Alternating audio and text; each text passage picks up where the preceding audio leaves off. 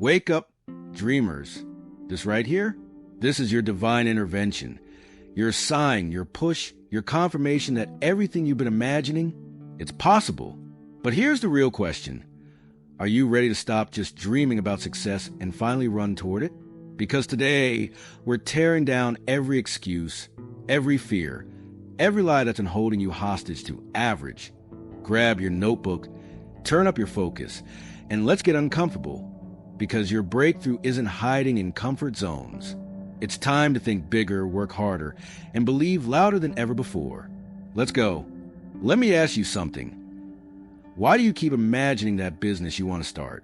Why do you see yourself graduating, getting that better job, buying that house, driving that nice car?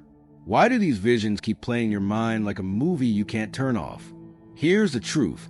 That's not just daydreaming. That's God whispering to you. He's showing you what's possible, what He's already prepared for you. But too many of us dismiss those visions. We think, that's just me fantasizing. No, that's your purpose trying to get your attention. God doesn't show you something just to tease you. He plants those desires in you because He's already lined up the path to make them real. The problem? We share those dreams with the wrong people. People who can't see what we see. And when they doubt it, we start doubting too. Stop letting other people's blindness dim your vision. If God showed it to you, it's because He trusts you to believe it, nurture it, and chase it. Your imagination is the preview of your future. Don't walk out of the theater before the movie starts. Sit down, pay attention, and ask yourself, what if this isn't just a dream? What if it's my destiny? Now, what are you going to do about it? Let me tell you something life-changing. You already have everything you need to succeed. That's not motivational fluff. That's divine truth. You were born with a gift, something you do so naturally, so effortlessly, that you might even take it for granted. Maybe it's making people laugh, fixing things with your hands, solving problems, creating art, or connecting with others in a way that feels like magic. Whatever it is, that's not random. That's God's signature on your life. But here's where most people go wrong. They spend their lives chasing someone else's gift instead of mastering their own. You see a doctor, a lawyer, an entrepreneur, or an artist living their dream, and you think, I want that. But what if your dream doesn't look like theirs? What if your path to success isn't a straight line, but a winding road built on your unique abilities? Think about the barber Steve Harvey talk about, the one who started charging $10 a haircut and ended up making $6 million a year. He didn't become a billionaire tech genius or a famous athlete. He didn't force himself into someone else's blueprint. He just got ridiculously good at what he was already great at, cutting hair.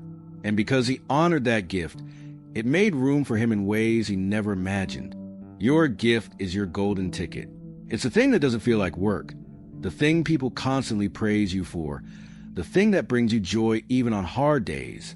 But if you keep ignoring it, if you keep trying to fit into someone else's mold, you'll spend your life feeling unfulfilled, wondering why success seems so easy for others, but so hard for you. Here's the challenge. Stop comparing. Stop waiting for permission. Your gift doesn't need validation from the crowd. It just needs you to believe in it enough to put to work. The world doesn't need another copy of someone else. It needs the original you. So ask yourself today, what's my gift? And more importantly, what am I going to do with it? Because when you operate in your gift, doors will open that no man can shut. But first, you got to stop pretending you're meant for anything less. Why just believing isn't enough? Let's get real for a minute. You can believe in your dreams all day long. You can pray over them, journal about them, even shout them from the rooftops. But if you're not doing anything to move toward them, nothing will change. Faith is a foundation, but action is the house you build on it. You can't sit on the couch waiting for God to drop success in your lap while you scroll on your phone. That's not faith, that's fantasy. Think about it like this. If you're hungry, you don't just believe food will appear. You get up, go to the kitchen and make something, or you drive to the store, or you order delivery. You take steps to meet your need. The same applies to your dreams. God might have given you the vision, but He's not going to force you to walk toward it. That's your job. Steve Harvey didn't become a legendary comedian by just imagining himself on stage. He worked open mics, bombed, got back up, and kept grinding until his gift made room for him. The barber who went from $10 haircuts to owning salons didn't just hope for success. He honed his craft, invested in himself, and seized opportunities when they came. So ask yourself, what's the smallest step I can take today? Maybe it's researching how to start that business instead of just talking about it. Maybe it's enrolling in one class toward that degree instead of just wishing you had one. Maybe it's reaching out to someone who's already where you want to be and asking for advice. Action doesn't have to be huge. It just has to be consistent. Here's the hard truth. If you're not willing to put in the work, you don't really want it. You just like the idea of it. And that's okay. But be honest with yourself. If you're serious, prove it. Move. Start. Try. God will handle the miracles. But you got to handle the effort. Because faith might move mountains, but you still got to pick up the shovel. So what's your next move? Let's talk about something that might make you uncomfortable, but could save your destiny. The people you surround yourself with are either accelerating your growth or slowly killing your dreams. Every time you share your vision with someone who lacks vision themselves, you're giving them permission to speak death over your life without even realizing it. When you tell your big dreams to small-minded people, they don't hear possibility. They hear foolishness. And their laughter, their doubt, their be realistic speeches aren't just opinions. They're spiritual weights tied to your ankles while you're trying to soar. Think about this. When God gave Noah the vision to build the ark, do you think his neighbors cheered him on? When David picked up those 5 smooth stones to face Goliath, do you think the Israelite army was chanting his name? Visionaries are always misunderstood before they're celebrated. The moment you decide to live beyond average people will try to drag you back. Not because they're evil, but because your light exposes their complacency. Your ambition becomes a mirror they're not ready to look into. Here's the hard truth. Some of the people closest to you right now don't belong in your future.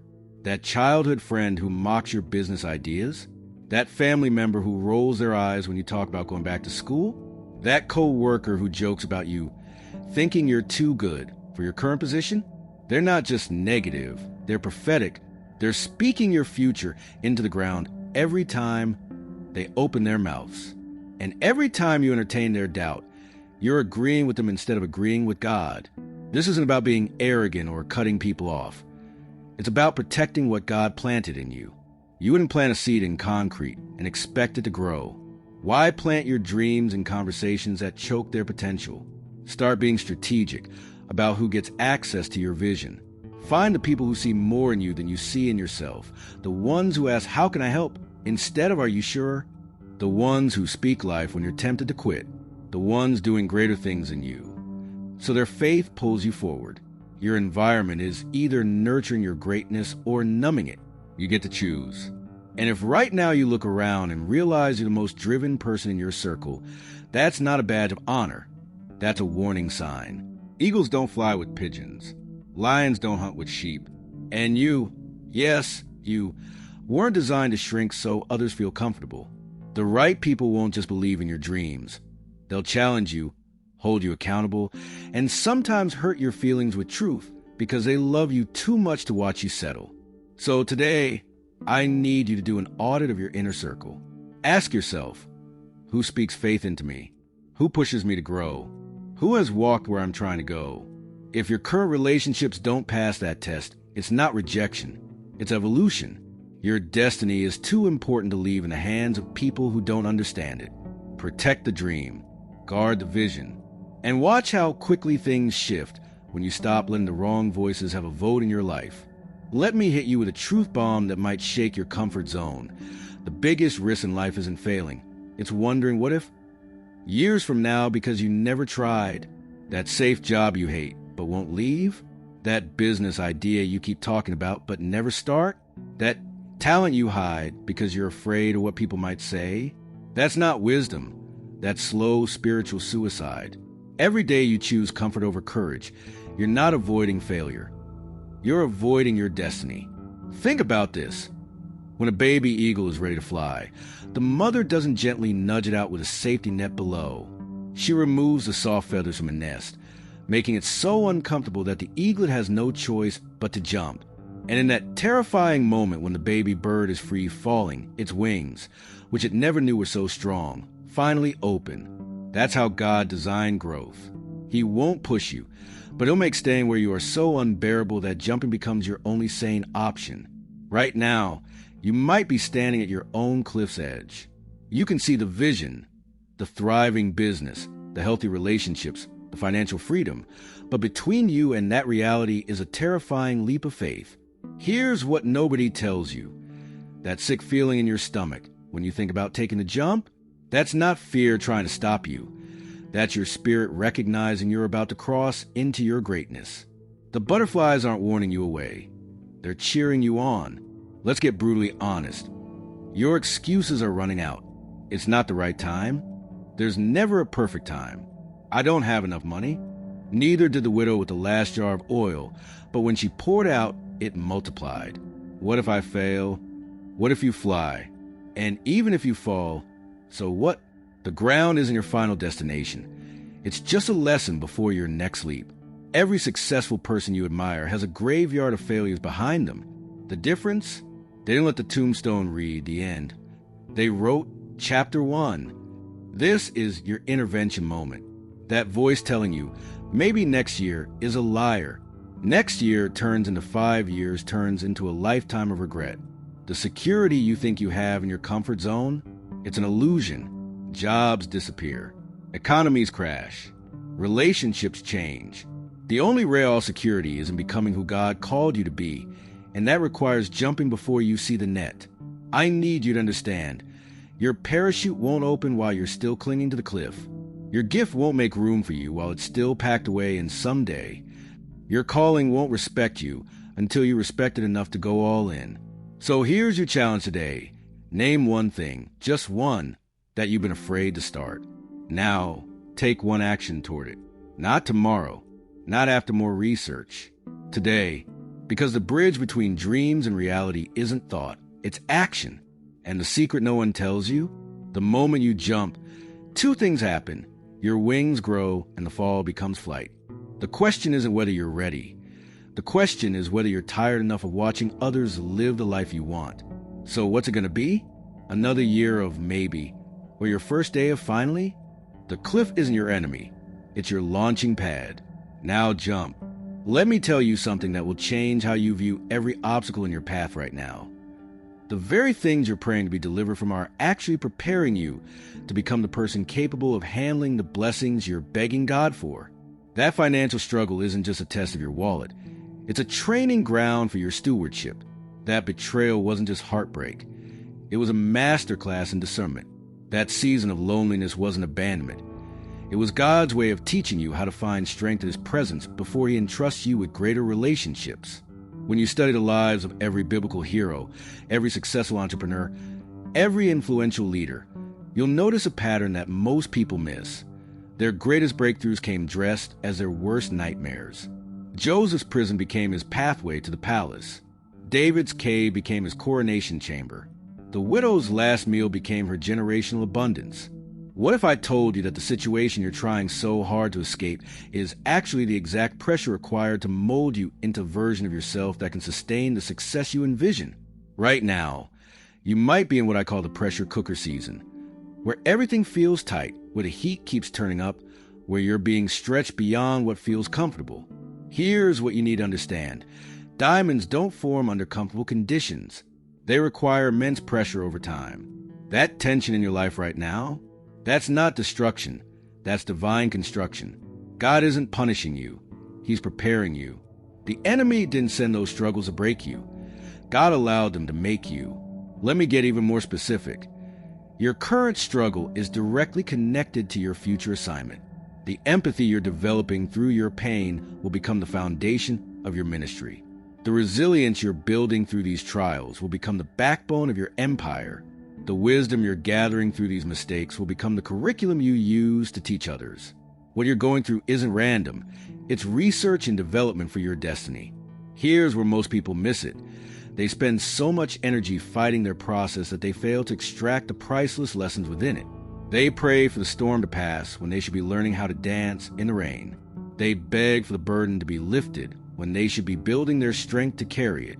The breakthrough isn't just about getting out of your situation. It's about what gets into you during the situation. I need you to make a paradigm shift today. Stop seeing your struggles as setbacks and start recognizing them as setups. That thing that keeps coming back around in different forms, that's not coincidence. That's curriculum until you learn the lesson. That area where you keep hitting walls, that's not blockage. That's divine redirection. That dream that won't leave you alone no matter how many times you failed at it, that's not torment. That's purpose knocking louder because your season of manifestation is near. So today, I challenge you to stop running from your refining fire and start leaning into it. Ask yourself, what is this struggle teaching me? How is this preparing me for what's ahead? What muscle is being developed in me right now that I'll need later? Because here's the ultimate truth. Your testimony isn't just about what God brought you out of. It's about who you became in the process. And when you finally reach your promised land, you'll realize every desert, every battle, every tear was necessary fertilizer for the harvest you're about to reap. The same boiling water that softens a potato hardens the egg. It's not about the circumstances. It's about what you're made of. And God knows exactly what He's developing in you through this season. So the next time you feel the pressure mounting, instead of asking why me, try declaring try me, because the version of you on the other side of the struggle will shock even you. Now tell me, what in your life right now isn't happening to you but for you? Let's have a real conversation about why you keep hitting invisible ceilings in your life. Why the money seems to dry up at the same amount every month. Why opportunities stop short of your biggest dreams. Why you keep attracting less than what you know you're capable of. The problem isn't the economy, your boss, your background, or even your current skill set. The real battle is happening between your ears, in the silent conversations you have with yourself, in the unconscious limits you've accepted as truth, in the way you've been programmed to think about wealth, success, and what's truly possible for your life. You've been running on mental software installed by people who never achieve what you want, teachers who worked for pensions, relatives who feared risk, friends who equate hustle with hardship. Their well-meaning advice became invisible chains. Money doesn't grow on trees. Rich people are greedy. Be realistic. Here's the life-altering truth. You cannot outperform your self-concept. Your bank account, your relationships, your career achievements will never consistently exceed the boundaries of what you fundamentally believe you deserve. That's why some people inherit millions and lose it all. Their mindset couldn't sustain the blessing. And why others build empires from nothing. Their inner world was already wealthy before the money came. Let's dissect how this plays out in real time. When you get an unexpected bill and immediately think, I can't afford this, you're not stating a fact. You're reinforcing a poverty consciousness. When you hesitate to invest in yourself, whether it's that course, that coach, or that opportunity, because what if it doesn't work out? You're not being prudent, you're practicing scarcity. When you feel guilty charging what you're truly worth or asking for that raise, you're not being humble. You're violating divine economic principles.